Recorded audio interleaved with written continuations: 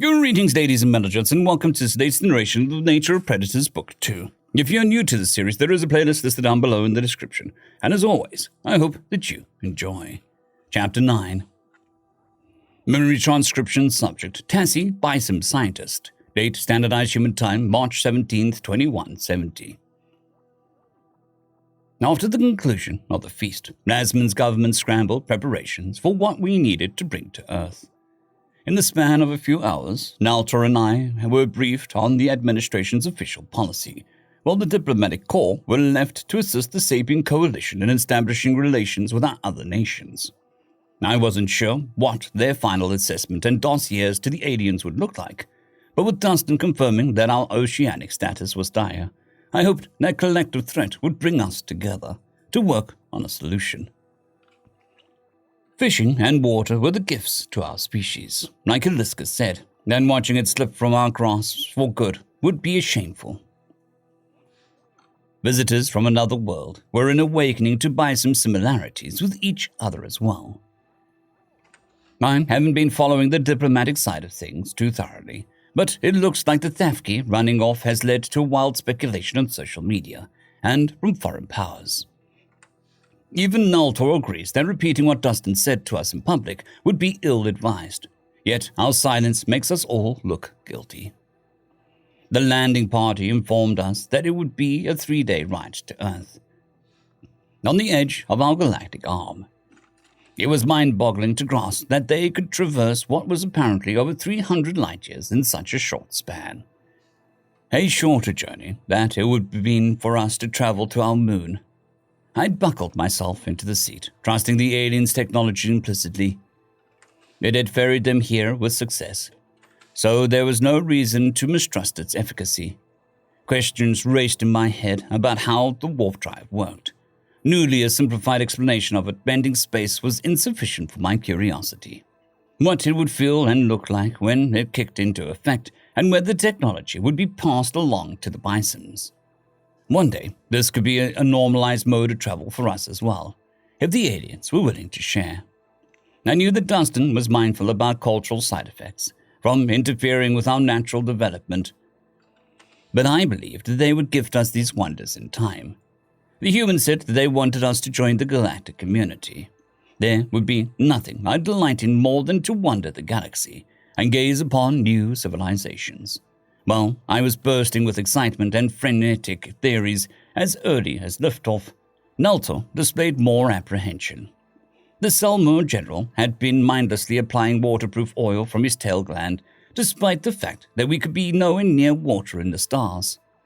Not even a hardened military man was immune to the majesty of a runner from above. The orange expanse of the algae blue motions, mixing with the greens of the landmass and the whites of the Molle Huddledom's polar ice caps, were more evocative than any work on a canvas. General Naltor had never shared my ecstasy at the visitor's arrival. I believed he signed on to go to Earth out of fear that I was putting myself in danger, as well as duty to report what he saw for Bison's safety. However, ascending up from the globe that encompassed our entire society, the entirety of our lives and knowledge, Naltor's eyes grew moist. It was breathtaking in a way that would only be mocked by pictures.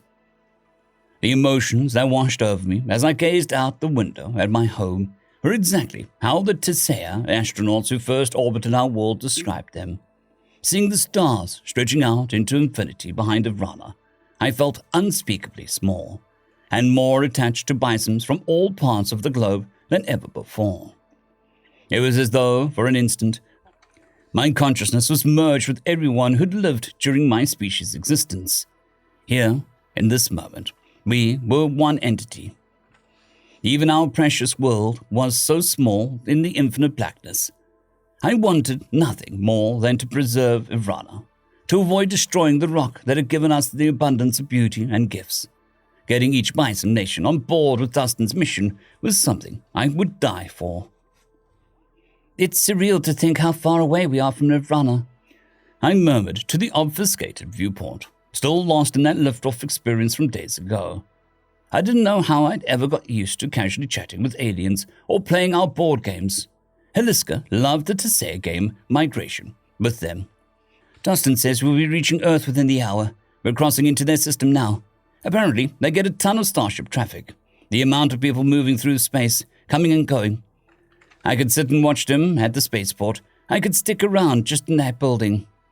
Nalto fixed me with a hard scowl, trying to disguise his apprehension at our locale. We have much more important tasks than sightseeing, Tassie. I appreciate that you're completely oblivious to our helplessness. But we've been at their mercy since we boarded the ship. There'll be no one coming to rescue us if they decide to hold us hostage or to turn on us. Then what option do we have but to trust them? They trusted us landing on Nirvana. There's no reason to expect Earth won't be hospitable. They welcome all sorts of aliens. Not carnivals. You should have seen the looks Lassian generals gave me when I explained that if we reached out a few decades earlier, the entire galaxy would have wished us killed. Dustin's kind assimilated those same species, with hostile intentions towards us, into their coalition ranks. We can say the threats are diplomatic, but there is nothing more dangerous than prejudice. I'll agree with that, the human said from behind us, causing us both to jump. Sorry to intrude. I wanted to brief you on some technology and my plans for the tour. Taliska trundled up to our huddle sheepishly. I know that I've said it before, but I apologize for my behavior at the feast. You shouldn't have had to grapple with this so soon, and it's because of my weakness, my failure to handle this like we all prepared for and agreed upon. With what happened to the Thafki, and our habits bringing you reminders of that, I can understand, I answered. If I had known, I would have made sure the feast never happened. The last thing we wanted was to put you in the center of a negative attention, all because you were under duress during a happy occasion. You're polite, Doctor, but it's your planet, your culture. I thought I was over it from videos and simulations. But in person, with all the sensory input, my mind betrayed me. I failed my entire team and left them to cover for me. I also wandered on your world without permission. All I can say is how deeply ashamed and regretful I am.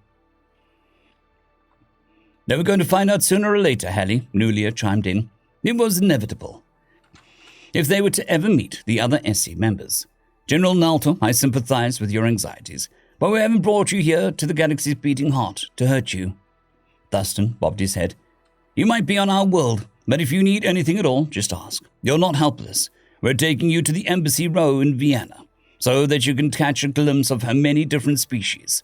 We hope Bisons will open your wound in due time. Know you're welcome and safe here. The humans are proud of their friends they've acquired. This is much like the feast the Bisons threw for us, by intention, Eliska commented.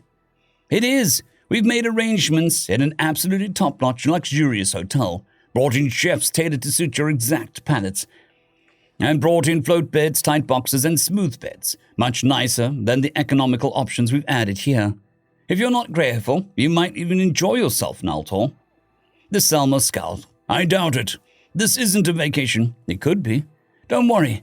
I won't tell anyone what you're up to. You can act dutiful with your superiors. Actually, I know just what you need to unwind. Take a scented bubble bath in that absolutely ridiculous-sized tub. I can see you want to. You think you're funny, don't you? I think I'll get a laugh out of you one of these days, Naltor. No need to hold it back. We humans have a saying. Laughter is the best medicine. Here I was thinking that you discovered antibiotics. Maybe you need our help. I like that spirit, Dustin chuckled. I placed my flippers on my beak with horror. I'm glad you do, because Naltor should not be throwing out sarcasm and disrespectful assertions. If that didn't translate, then they throw me out of an airlock, the Salmot general lamented. It'd be my lucky day. Nobody's getting thrown out of any airlock. There's enough space debris around Earth, Nulia quipped, and Naltor barely muffled his cackle with a flipper. Now, before we land, why don't we have a conversation about how you two will communicate? I squinted for a moment before landing on the obvious realization. With people who don't speak Writ, I thought you had separate translator implants, though. We do. That's what we wanted to talk about. Naltor's brief glimmer of personality waned as Eliska grabbed what looked like a dart gun. The general flinched, finding himself worried once more about the aliens' intentions. I looked on with more curiosity, not sensing any threats within their behaviors. This must be linked to the translator somehow. So I could venture. They wanted us to receive an implant. The Thafki seemed to be the one who was trained for the procedure, despite how I couldn't imagine that they would harm us. It looked painful. Something as sharp and pointy as that would be a tough sell to any bison. I'm not a fan of needles in general, though who really is? That piercing feeling. After they pull apart your feathers to get to your skin, I want to be briefed on the risks and how it works before I go along with having that embedded in my neck. I know what you're thinking. That's the portable ones. The machine at the doctor's purposely look much less aggressive, Dustin said. Before you freak out, Naltor, you don't have to. It's an option. The concise version is, the people on Earth won't speak your language. They'll be able to understand yours from our database, but you won't be able to hear theirs. I drew a deep breath. I believe what the aliens are saying is that if we go forward with this, it'll be a one-way conversation. All these three will be our messengers. We have audio translators that can spit out words in another language. It'll be inconvenient and slower, but you can have physical, external machines pass along words in writ, Nulia answered. Dustin pursed his lips. The translator implants provide a seamless conversation as you process the words you're hearing. Instantaneous. You'll be able to have it removed or turned off at any point. This isn't a permanent decision, or one that presents any risks to your welfare. The procedure is quick and non-invasive. It is our recommendation for the best experience with the multitude of languages, foreign and human, that you'll encounter on Earth, Heliska added. All three of us have one. Naltor stared at the floor, face contorted in a grimace. You can't be asking me to stick alien technology right next to my brain. You outright said that if it messes with my brain, you could control me, like a damn horror movie. That's not how that works. But if that was our intention, we could have done it by force, Dustin remarked. We only want to help you with this visit and all diplomatic interactions. Being able to understand our language means you won't be shut out from our broadcasts and data. You're trying to tell me that it could be valuable to Lessman. And to the FAI, I replied. Dustin's right. For me, the opportunity to engage with aliens and their media is too great to pass on. It opens the door to watch their movies, listen to their songs, chat with them, everything about their culture, had our flipper tips. Tassie, you're being reckless. Whatever you think of their intentions, it's untested on bisons. I don't care. You can do what you want, Naltor, but I'm here to learn about them. I trust them. Please, get it over with quickly, Leska. The Thafki nodded, approaching me with caution. I noticed the nerves returning as she moved into close proximity to me. Was it genuine concern in her mind that I might eat her if she drew too near? I wasn't sure how I'd ever wrap my mind around that. Perhaps I could take a look at the historical records after receiving the implant and see how people from the time spoke about meat-eaters. I closed my eyes, blocking out an alarmed expression on Naltor's face. There was no telling what this would feel like and how it'd interface with my biology. But the risks were beyond worth it to me. Other FAI scientists would be envious of the position I'd be placed in. I just don't want to see it coming or have a brace for it. Sit still so I don't spook Haley and have anything go awry. There was a strange electric sensation, as if something was numbing the nerves. It was unsettling and peculiar, but not painful. I could hear Naltor squawking with disgust and his webbed feet smacking the floor in alarm. Something tickled right beneath my skin, as though a small piece of film was applied against it. The area went frigid with the sudden absence of any sensation, and it was as though nothing was there. I couldn't feel anything at all. That couldn't have been the entire injection from that giant drill that hadn't stung in the slightest, contrary to what I had imagined. Heliska pressed a sticky patch to my neck and covered a gash. Soft digits tapped my shoulder, causing my eyes to blink open. Hey, Tassie, you did great. It's all over. Tell me, do you understand what I'm saying now? The last words were guttural barks that I'd never heard before, accentuated with hisses and drawn-out sounds. I could hear the distinction between Dustin's words in Brit and these in what must be his native tongue. However, it was as though I understood them retroactively. The meaning was placed into my mind as if someone was editing my interpretation live. It was disquieting to feel an outside force tampering with my experience of consciousness, and it took me several seconds to adjust to that alien sensation. How did the first contact team or anyone who accepted these machines get used to it? I understand you, I croaked. Perfectly.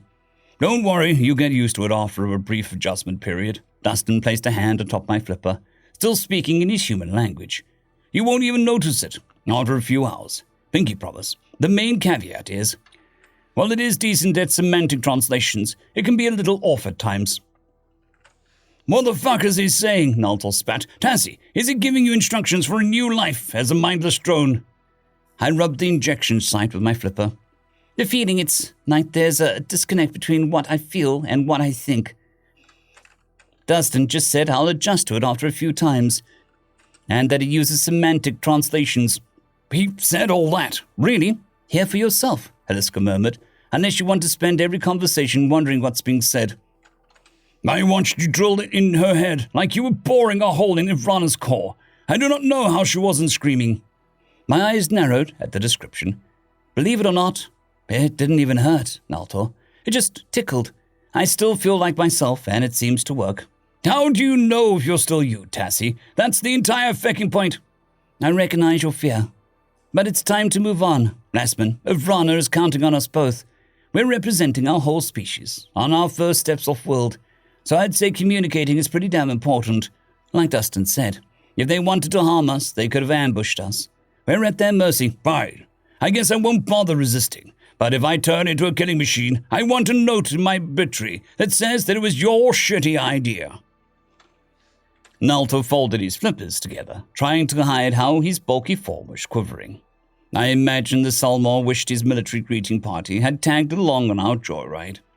Heliska sanitized the injection gun diligently before walking over to the larger baseman with a slight boost in confidence. The general flinched as a paw brushed his neck feathers. I wondered when he'd get over his terror of what these aliens might do to us. My bravado froze in its tracks. As the Thafki lanced through his skin, it did look visceral from the outside, enough that Dustin and Nulia looked away. My eyes were glued to the scene as it cored deeper before the metal point rose from the gap. Time for your orders, Naltor, Dustin teased in the human tongue. The Salmon looked both mortified and disconcerted as the meaning hit his ears. I command you to take that bubble bath when you reach the hotel. You also must think that I am handsome, charming, and that my expertise in xenobiology speaks wonders to my character. The Salmon's eyes bulged. Feck you. It's like you're speaking inside my head, like I'm lagging behind what's being said, and like my ears aren't matching my mind. I don't like this. It's creepy as feck. Like I told Tassie, it'll eventually be like it's not even there. It'll just be another step in the auditory process. Give it time. It's already a little less jarring, I mentioned. Thanks for your patience. Heliska wiggled her half-circle ear. Thank you for trusting us and me to perform this procedure, especially after my previous interactions with Bisons. I hope it'll improve your trip to Earth and your interactions with all species. The more we understand each other, the better. Now, you can people watch us, like I did with you, Lydia exclaimed. The vessel dropped out of the subspace, as if on cue, a fluid transition to overlooking a picturesque blue globe. Cloud wisps were visible from space, while even its central continent seemed to have more barren patches than Nirvana. From the darkened half of the Earth, the orange glow of city lights lit up the land masses in the ethereal snapshot. It was the unmistakable mark of civilization on an habitable world, far from our own. The kind of planet with biomarkers astronauts spent decades searching for. The automated processes steered our vessel towards a celestial body. In all of its glamour, I watched as we glided towards the atmosphere. The last thing between us and that tour of the human homeworld, the galaxy's beating heart. There's no place like home, Dustin made a shrill exhale, which the translator classed as a whistle, a non-verbal exhale signaling appreciation. It's almost time for that tour of the Embassy Row. You'll get an excellent view of the spaceport on the way out, too, Tassie. Soak it all in. Next stop, Earth. I buckled myself into a seat, restraining myself from any excited dancers or uncontrollable flipper movement. Naltor settled down next to me, admiring the view in his quiet manner. While I'd all but pushed it into the background, the Salmon wouldn't be forgetting about the implant in his neck anytime soon. The sole factor commanding my attention was what it would be like to walk this alien planet, and take in what our hosts intended for us to witness. No doubt, there would be public attention on our entourage, so I needed my military friend to act presentable. I hoped to make a positive first impression on anyone we encountered here. End of chapter.